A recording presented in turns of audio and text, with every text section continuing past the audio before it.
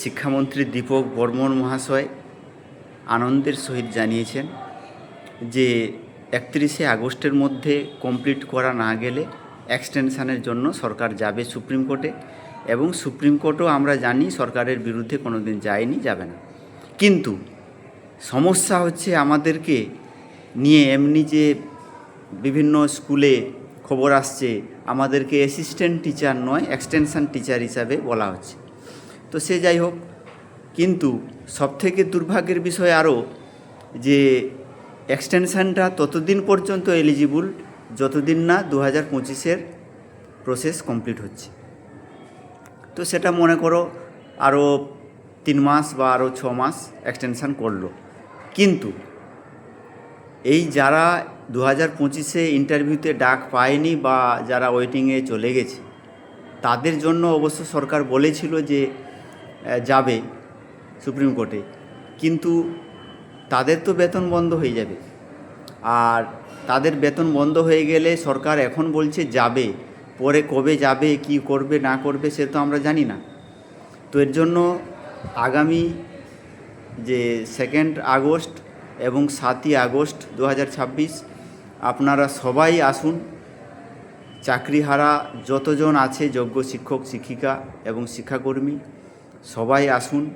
আমাদের লাগাতার অবস্থান এবং মিছিল চলবে যতদিন না আমাদের 2016-র সিবিআইয়ের যে ওএমআর সিট তার ভিত্তিতে আমাদের নিয়োগ কমপ্লিট হচ্ছে, ততদিন আমাদের অবস্থান চলবে এবং আমাদের সঙ্গে সরকার আলোচনায় বসুক, এটা আমরা সবাইকে চাই, সবাইকে অনুরোধ করছি যে এটাই আমরা আমাদের যে দাবিগুলো আছে আরও অন্যান্য যে দাবিগুলো আছে এই দাবির ভিত্তিতে আমাদের লাগাতার অবস্থান চলবে।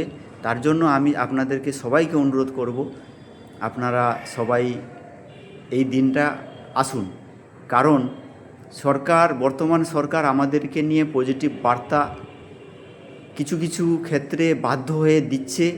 এবারে আপনারা যদি সবাই আসেন তখন কিন্তু পরিষ্কার হয়ে যাবে। আমাদেরকে নিয়ে মুখ্যমন্ত্রী বসবেন নবান্নে বা শিক্ষামন্ত্রী বসবেন, ডাকবেন এবং আমাদের যে মূল বক্তব্য সেই অনুযায়ী। এখানে তো